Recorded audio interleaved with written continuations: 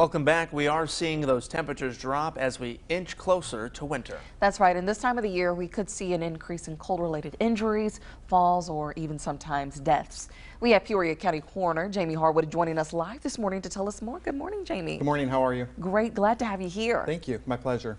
Well, Jamie, first off, when we say cold-related injuries, can you tell our viewers kind of exactly what we mean by that? Yeah, cold-related can be a lot of things. It can be a fall, a slip on the ice. It can be hypothermia from being outside too long in the cold weather. Anything like that can relate to cold weather injuries. Motor vehicle collisions during inclement weather as well. Absolutely. And how can community members help each other out this time of year, obviously moving into that colder season? Sure. So we've had very few cold-related deaths related to hypothermia, but one of the ways that we can prevent that, honestly, it happens more frequently with our elderly, is to check on your neighbors very frequently to make sure that they actually have heat.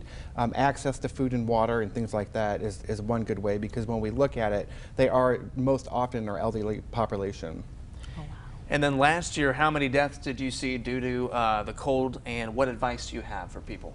Yeah, just related to the cold specifically, we've had under 5 deaths related, but again, making sure you're checking on your friends and your neighbors and you're using caution when you're outside. Falls really rank up there significantly when we talk about weather-related deaths and injuries related to that, with head injuries and fractures and things like that. So. Very good. And so do you have any other types of tips for this time of year or just in general as we move on through the holiday season? I think the biggest thing is, and my biggest advice is to check on your friends and your family at all times. And falls are really big, like I said before, so if we're talking about fall prevention, to make sure that your sidewalks are clear, you have a handrail, non-skid footwear and things like that, because falls really way up there high with our deaths related to cold weather.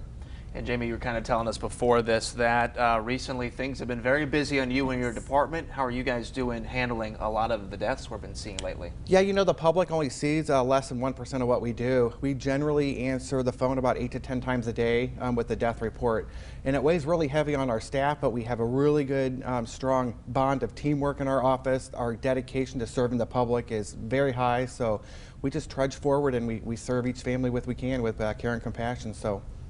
Absolutely. And what kind of resources are there for employees in your office? We have an employee-assisted program if needed for mental health, for grief and things like that to carry us through. And we've had a couple employees actually take advantage of it over my last 5 years in office. So it's available, people can use it, and at times it's necessary, but we use each other a lot to communicate and talk and get things off of us. All right, very good. Well, Jamie, thanks so much for coming on today and talking about this important topic. Yeah, absolutely. Thank you. Well, we will have all of this information up on our website, ciproud.com.